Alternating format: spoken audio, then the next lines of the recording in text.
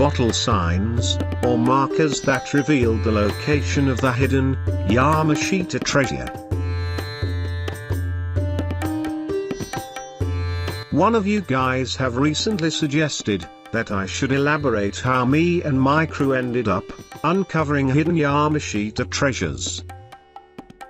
By telling you the entire story, you will be able to learn more from it from the very beginning to its end. Now, let's start.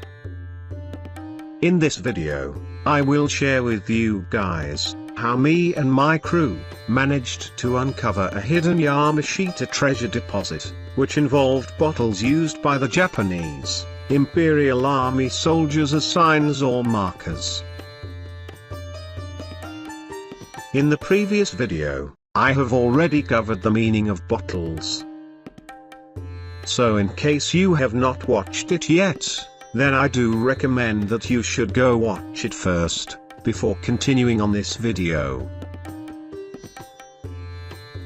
The location, or site, of this treasure deposit was on a farmland.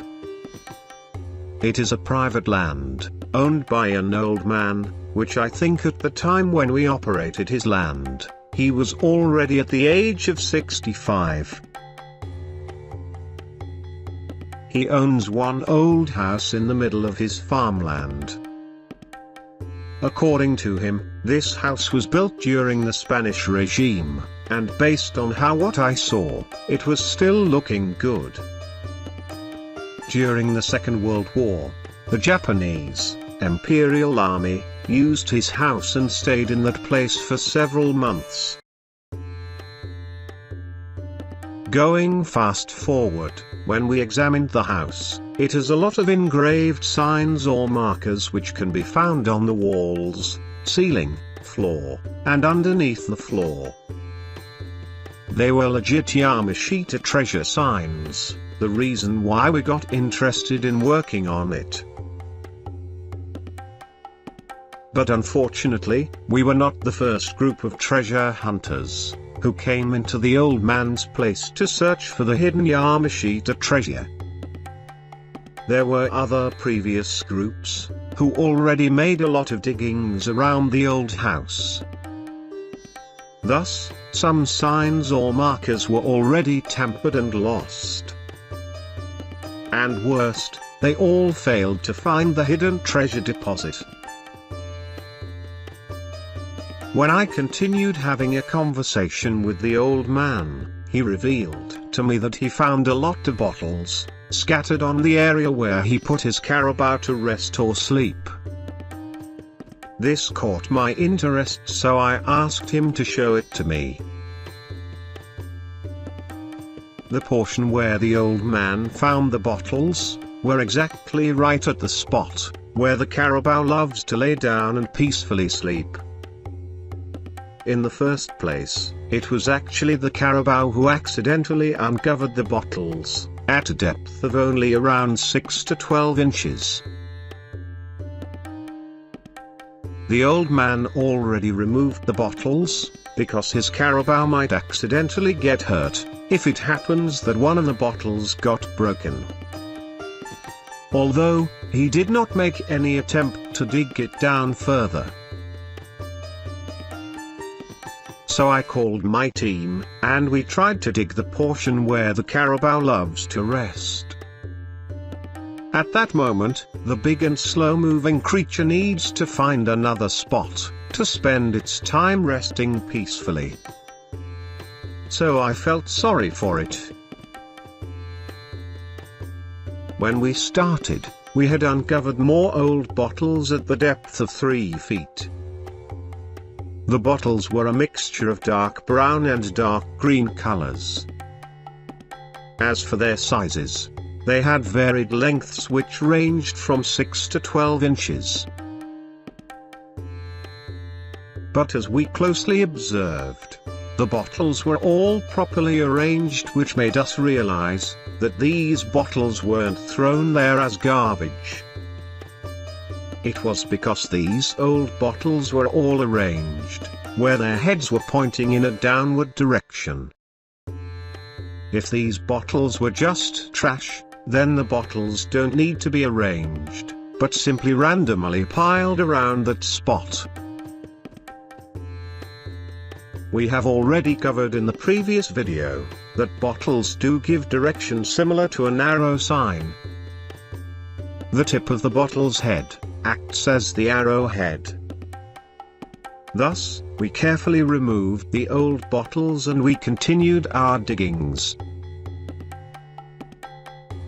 The succeeding layers of the ground were simply composed of loose type of soil, which made our digging process easy.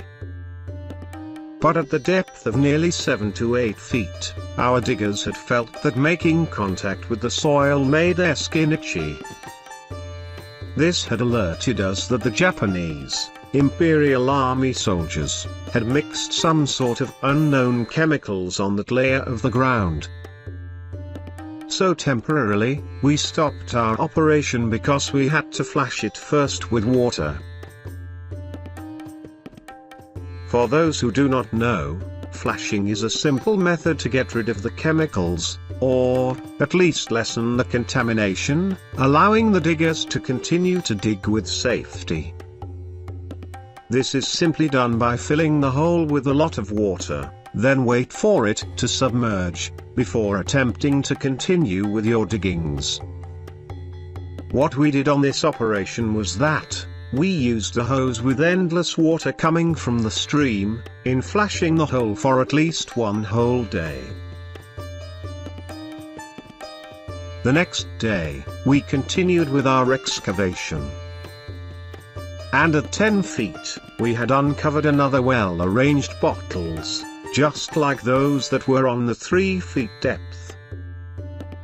However, there were only fewer bottles at this time. Reaching 15 feet was the hardest challenge, when we came across one large hard type of rock blocking our path. It was entirely blocking our direction. Of course, we can dig on the side and then go back to the original direction, which is underneath the huge rock. However, the type of soil at that layer was too loose, that it won't be able to support the weight of the huge rock.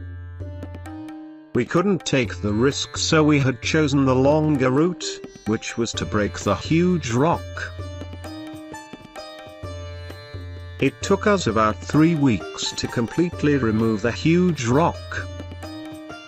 And finally, when we reached the depth of 20 feet, we had uncovered one heavy concrete box. When we lifted the box out from the hole, it wasn't similar to those concretes that we had commonly encountered before. There were mixtures of gravel, broken seashells, and broken pieces of bottles which were very noticeable on its surface. Anyway, we broke the outer portion of the concrete box, and it really wasn't as hard as we had expected.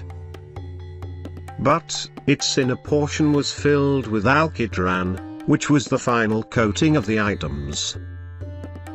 It took us several hours to clean the items and we were done.